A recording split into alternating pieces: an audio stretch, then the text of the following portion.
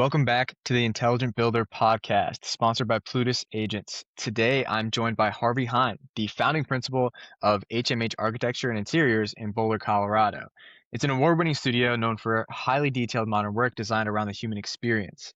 Harvey started the firm back in 1989 and has led the design of over 400 projects since. And today, we're going to talk about how his background might have shaped his design instincts, what it takes to run a design firm for decades, and why trust and collaboration matters more than ever in custom building. So, Harvey, it's great to have you on. Thank you for having me. Of course, yeah. So, I'd love to start at the beginning, right? Because you grew up in Vienna, so architecture is basically in the air there, I've heard. So, what do you think kind of your background there, the environment there has shaped into you in terms of architecture? Maybe taste, standards, what good feels like? Yeah. Um, well, growing up, you don't really think about architecture. I thought about girls and motorcycles, but I guess the architecture does rub off on you when you're living there. So there's a couple thousand years of architectural history in Vienna, and you just live it, and it's there. And there were some things that I found really cool that kind of inspired me. There was one old doctor who we visited his house, and it was probably 400 square feet, and the place was like a transformer. Everything kind of opened up and hidden, and it was just the coolest thing I'd ever seen. And I thought, wow, this small living transformer type house is something that I really like, and that sparked my interest. So that's how I got into architecture. Okay, that's actually super interesting. So that was the moment where you were like, okay, this is what I'm gonna do. I'm gonna become an architect. Well, yeah, that and everything else I was interested in, but it put it on the list. I actually was more interested in theater at the time, and I started CU here in Boulder as a theater major. And my instructor said, "Harvey, you need to dedicate your life to this, and you can't tell that to a 19-year-old kid." So I left. Um, and, became an art studied architecture, so that and I was into, jewelry design too, fine arts. So I kinda had 3 things going. I had, theater, jewelry, and architecture. I dropped the theater and kept on going with the jewelry and architecture, which I still do both. Okay, that's really cool. So jewelry is kind of a hobby now. But so you started back in 1989. So I guess then versus now, what did you think you were building then versus what it actually become? Then versus now. Architecture hasn't changed much in a couple thousand years. We're still building with stones and sticks, and we have glass for windows, which is probably 1,000 years old or so. So it hasn't changed much. The global warming and energy crisis, that's the biggest change that we've seen since the 70s. And actually, it was started in the 70s. And so a lot more technology is going into houses, keeping them energy efficient, and a lot of reuse, recycling. We tear down a lot of buildings now because they aren't very functional or energy efficient, and how to do reuse. So there's some things added, but basically what we do hasn't changed very much. Okay, yeah. No, that does make sense. In terms of the sustainability though, that's definitely something that's more widespread now. People really talk about it a little bit more now. So how do you try to incorporate that into your design? Well, there's pros and cons to the sustainability movement. The pros, of course, is that we're creating better houses, better buildings. Not only do they use less energy to function, but they also are better built and last longer, lower maintenance, just all around higher quality than what we used to build. On the flip side, the negative to it is that in the 50s and 60s and early into the 70s, there was a lot of experimentation going on in design, and it was more about creativity and less about longevity. It was almost like a science lab where they would try this out and try that out. And if you look at these early modern houses, they leaked like a sieve and they fell apart. But that wasn't the point. The point was to really push the design and see what you can do. So the creative aspects have kind of tightened down with all the codes and sustainability issues. That's good. There's a lot of trial and error, and it didn't seem to there was a lot of error back then for sure. There was a lot of error, but with error comes discovery. Now everything's starting to feel more the same because there's less discovery, and a little bit more safety. There's also a whole legal system out there that is hovering over our heads, and so, we don't wanna do something that's gonna create a leaky house or things like that, where in the old days, that was less of an issue. Yeah, definitely. And I kind of want to continue looking back, I guess. So in the beginning years of building the business, where did that first real momentum come from? Did you get a big project? Was it a kind of a niche thing or just being in the game long enough? No, I did what a lot of architects do. I worked for a large firm, and when I left, I took clients with me. That's called the Guernsey Award. You milk the cow. So at the time, that was restaurants. We were doing restaurant design. I was a restaurant designer for 9 years. We also did office buildings for a number of years, medical centers. When you're in business for 37 years, you kind of cover the spectrum. But right now, we're mostly residential, some commercial, but mostly residential. Okay, cool. So you worked for somebody else for a little bit, kind of got your foot in the door in architecture officially there. But what made you kind of take the jump and pull the trigger to start your own firm? The firm that I worked for was pretty much considered the best firm in Colorado. The firm was Bill Mucho's office, and he was just a fantastic architect and a great guy. And when I started there were 35 people there with 5 principals. And when I left, there were 3 people, Bill Mucho, the receptionist, and 1 other architect. So I had seen some real shit hit the fan there. And the only reason why I was still there was I was bringing in my own work. And so I thought, if I'm bringing work in for him, I might as well bring in work for myself. So I took my restaurant clients and opened my own business, not thinking it would last more than 6 months. So I didn't worry about it. I didn't lose any sleep over it, and 37 years later, it's still there. So it sounds like it was a good idea to jump ship when you did, but that just shows it can be tough to build and maintain a business for a long time. And like you said, you didn't expect really much when you started your own business. So what Didn't are ex maybe some of the hardest parts of staying alive for over 30 years now? The hardest part, just sticking with it. It's anybody in the construction industry, whether you're an architect or contractor or subcontractor, it's boom and bust. And so either you've got too much work or you have too little work, and they both drive you equally crazy. And so just kind of riding through it and say, okay, somehow we'll get through this too much work. We'll try to slow things down and do it right. Or when it's really slow, you're going to say it'll pick up again. It always has in the past. That's the hardest part of longevity is just riding through the recessions and the booms. It's very difficult. And I've seen so many companies go out of business because there's a boom and they staff up and then they've got too much staff and then they just go out of business because they've got too much overhead. Yeah, hiring ahead of revenue like that can be really tough. Or even hiring so much when you're in a boom, it can mess you up. And you've survived so many economic cycles too. So then what's maybe a simple process or maybe something painful you did short term Now where I think the goal I don't grow. Find your comfort zone, whether it's 2 people or 10 people or 30 people or 300. Find your comfort zone and stay there. Don't get out of your comfort zone just because you have the opportunity to do it. I've seen that mostly with developers is they start small, they make money, and they get bigger and bigger, and all of a sudden they're outside their comfort zone and they lose their shirts. So do what you know and what you're comfortable with, and not so big that it can take you out. Always, particularly with developers, it's they double down each time. And if you double down, at some point you're going to lose, and you're going to lose everything because you doubled down. that's really good advice. So what's your comfort zone? What's that look like for you? And people, 10 people? yep, that's it. We love 10 people. Awesome. Maybe Yeah, I mean, 9, never 11, maybe 9. okay, so always 10 people max. All right, cool. You like to keep a tight ship.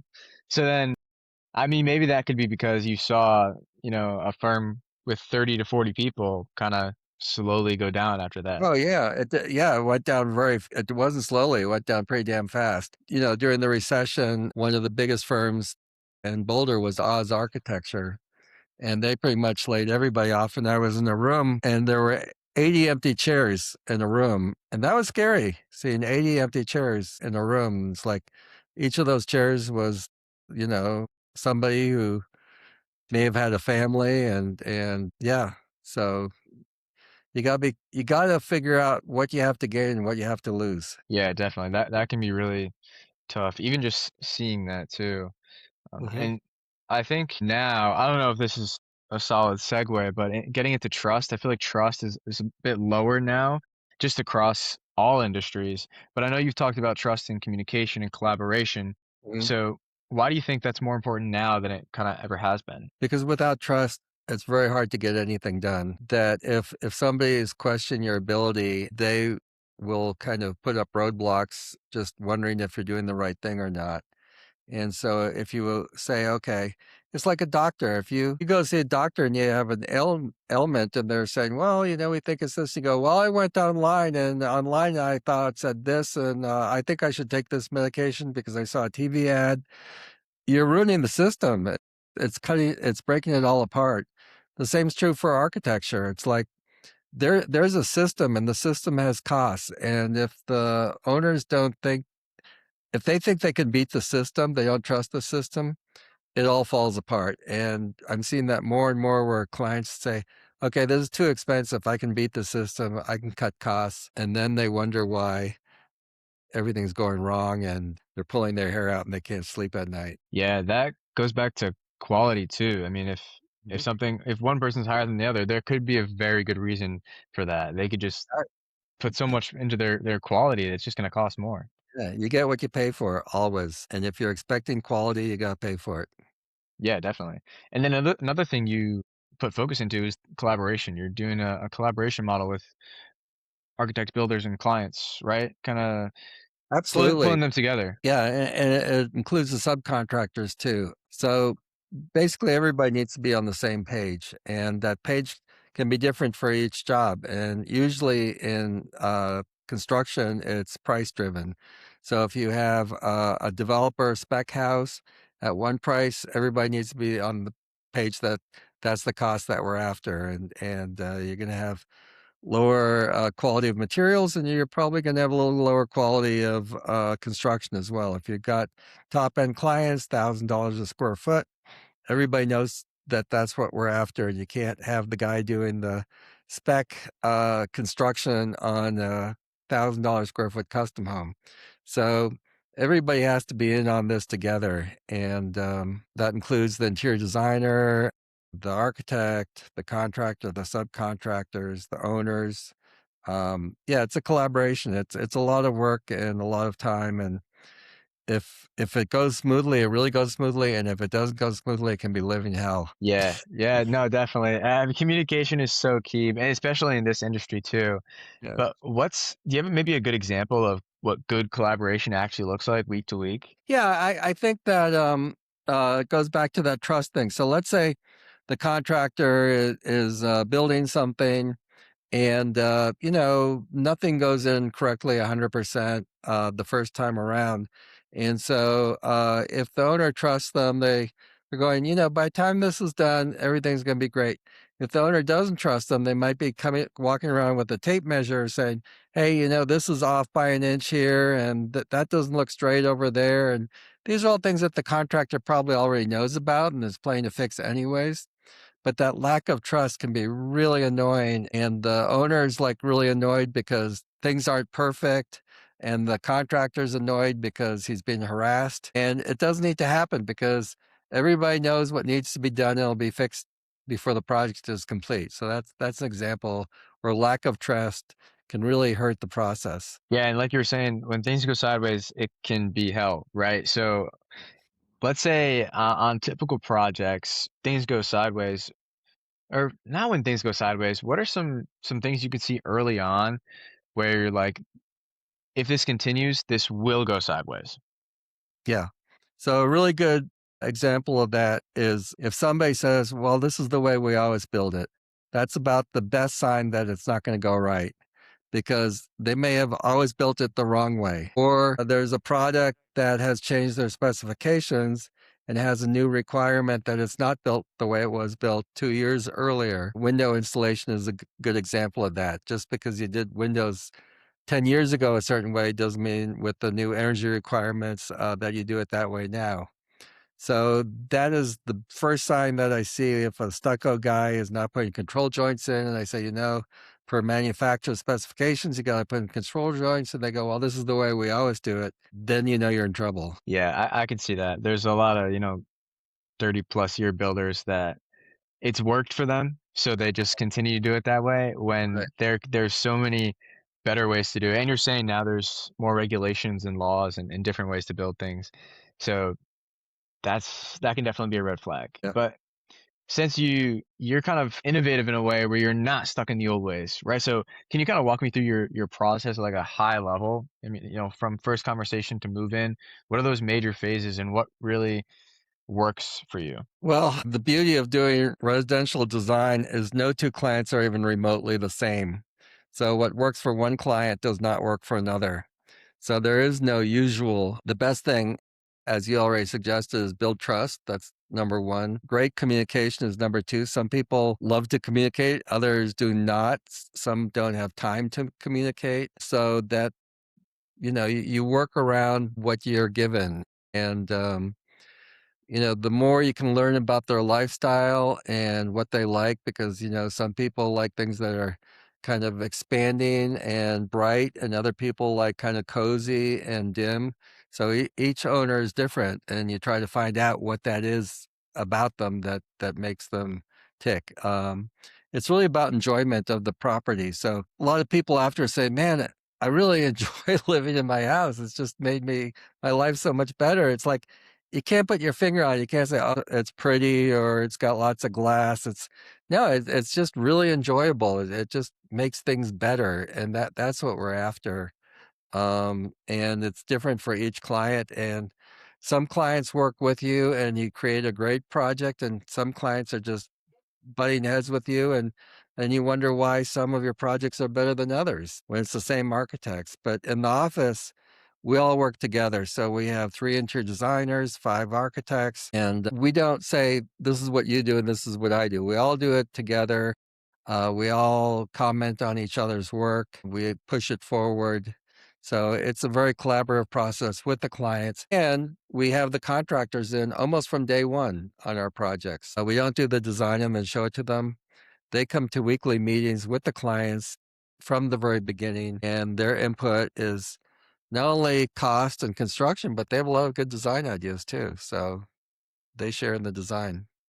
Oh, wow. Okay, that's really cool. That already starts the collaborative approach you like to take to projects. And then Yeah. even though all clients are different, all those projects are different, you like to maintain quality throughout the whole thing. So how have you maintained quality over, over 30 years? Maybe there's been changing people, but nothing over 10.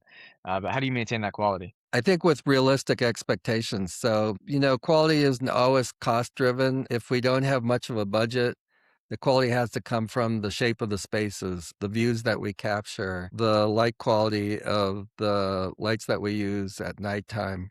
So it's not always that we have the highest quality finish on the wall or the nicest paneling or the most expensive cabinets, because a lot of budgets don't provide that. But what we can control are the spaces, the architecture, and that's where we can keep the quality up. We really Gotcha. do we really don't wanna be the architects just for the crazy, stupid, rich billionaires. That's not the point. Okay. Okay. I understand that. So then what about you? You like to keep the team small, but what do you do day to day? Maybe there's something that you don't delegate because it anchors a certain quality in the process. Yeah, that's a good question, but the answer is not the answer you're expecting. There are very famous architects like Frank Lloyd Wright, where it was all top down. You hired Frank Lloyd Wright to get a Frank Lloyd Wright house. You didn't ask him to do a Gropius house. With us, it's very different. It's client driven, so each project has a very different look, very different feel, very different function from each other. The same is true for our design process. I'm not the dictator of the design. It's a team approach. I do kind of look over things and make comments and will redline things, and I'll take it and I'll work on it. But I am not necessarily the lead architect on the job. We have project managers, and they're in charge of the job. I'm more of a like design consultant. It's the same way they teach architecture in school. The professor goes from desk to desk and works with each student on their design and influences the design and teaches them. That's my approach in the office is I go from desk to desk in a way, not literally, and work on the designs with each project manager. Okay, that's awesome. I feel like that's how a leader really should be in architecture is just Mhm. helping out everywhere you can, especially with your experience too. I mean, you've Yeah. kind of seen it all in the industry, so you can really provide those insights to your employees. Yeah, it's a good way to do it. It's not the only way, but it's a good way. Yeah. Actually, speaking of a good way to do it, not the only way, but a good way. People throw around AI in every industry now, right? But in Right. your industry in particular, where do you think it actually helps, and where do you think it will never you never want it making the call? Well, AI is pretty new to our industry, and only in the last 6 months has it really been helpful, and it really has become extremely helpful at doing very quick, renderings of our ideas. So that's step 1. Eventually, I think it's gonna be able to do construction drawings, which will be very helpful, but, it went from a pencil to a typewriter, drafting board, computer. It's just another tool. And if you're not controlling the tool, it's going to create garbage. So it's going to still need to be carefully monitored. And I think the biggest difference is that we're going to go from drawing to programming. We're going to have to give the right commands to tell it what we want to do. So instead of learning how to draw a window, we have to say what type of window we want to put in and tell the computer in a way that it understands. So it's gonna change the method, and it's gonna, put a lot of architects out of business, because it's gonna be fewer and fewer. I mean, when I started and we were all on drafting tables, one person now can do what 6 could do 40 years ago, and I think, that's gonna happen again. One person is gonna do what 6 people can do now with AI, and it's gonna kinda be like, the first Blade Runner movie where, you got some small shop hole in the wall, and they're making eyeballs for, uh, androids, and, it's gonna be that somebody's gonna be sitting at their computer and design skyscrapers. Um, so that's what it's gonna lead to, and I don't see that as bad or good. It's just going to change the number of architects. Yeah, there's definitely unlimited possibilities there, but right now it's really using it as the tool that it is and figuring out the best way to use it as a tool. So you mentioned you kind of use it as a thinking partner in a way now. Not quite yet. We're almost there. We're using it more as a means of, just speeding up our process. It's not doing a lot of thinking for us yet, but will very soon. I mean, this is moving so quickly. I do think that the architects who are designing shopping centers and office buildings and, warehouses, they're the ones that are gonna go out of business, because of AI, because AI can do it. The highly creative, custom work that we do is not going to be so easily replaced by AI. There's always gonna be a few real creative types, out there that, you know, there are gonna be fewer of us, but they're still gonna have safe jobs. Yeah, no, I definitely agree with you there, actually. And kind of thinking of where the industry is headed, with the advancements in technology, the economy is always volatile. You've been through many, many cycles. Where do you think the industry is headed? Is it going to be simpler homes, smaller footprints, more innovations, something else entirely? If you think of the world, it's smaller homes and higher density, more urban living. The United States is holding out pretty strong for suburbia and big homes. It's going to take a lot longer for that to happen in this country than it's happening anywhere else. And quality is not quite as looked highly upon in this country as other countries. So the United States kind of does its own thing. And unfortunately, because of that, we're falling behind in just about every technology. I travel a lot. I go to Asia, Europe, and the quality of living is just so much higher there than here at every level: food, housing, transportation, health, retirement, you name it. It's just a higher quality of living. And people in the United States, many of them don't realize that. Yeah, so why do you think that is? Why do you think the United States kind of lags behind in these various categories? I think because they've thought that they're number one for so long and they were number one in the 50s. and probably number one in the 60s, and then started to lose it. The Japanese car market started to come in, and Japanese technology, and then European technology, and now Chinese. And we still think we're number one, and we're not making the changes that the rest of the world's moving forward with. So, So yeah, it's almost exactly like that red flag we talked about earlier. It's like we've done it this way for so long, so it must yeah, work and it's great. There's no that's reason to great. Yeah, change. that's exactly right. Good observation. Yeah, Yeah, thank you. So then, okay, so that's how the industry is changing a little bit yeah. from a outside of the US perspective. But let's think internally at HMH, right? What are some Mhm. concrete goals you have for 2026 or maybe just long term in general? I think that, we're a design-oriented firm, and, design is a lot of people think of it as style, but it really isn't style. It's about, aspects of design that haven't changed for thousands of years. There's great Greek architecture and Egyptian architecture and Gothic and Renaissance and Asian, and you can measure the quality of any of those with the same principles, and the principles are proportion, repetition, composition. These are things that make for wonderful architecture, and our goal and our interest is to keep those at a really high level because that's what we are interested in. It's like an artist, they're excited about their art, so that's important. But we aren't doing paintings, we're doing buildings. And so, we do wanna be on the forefront. We'd love to do passive house design where it's the lowest energy requirement that we can come up with, and passive house design has other advantages too. It's more comfortable to be in. You just feel better in there because there's not the radiation lost from your body through the walls. They tend to be smaller houses, which we're very strong believers that smaller is better for a number of reasons. One is that ergonomically, we're all the same size. Rich people aren't bigger than poor people, and you don't need to have so much square footage around you. It's actually scientifically proven that people are happier in smaller houses than large houses. And it's easy. If you have a family and you never see your kids, that's not a very strong family. If you're all kind of in the living room, some kids are doing homework, some are on their computer, some are cooking, some are whatever, it makes for a better family. It's this isn't rocket science. Yeah, to kind of push that is important for us. It's been a losing battle against the realtors for the last 30 years because houses were a commodity. You could make money on your house. They count the number of bathrooms and you count the number of bedrooms and how many garage stalls you have, and you multiply it by number, and that's how much money you would make.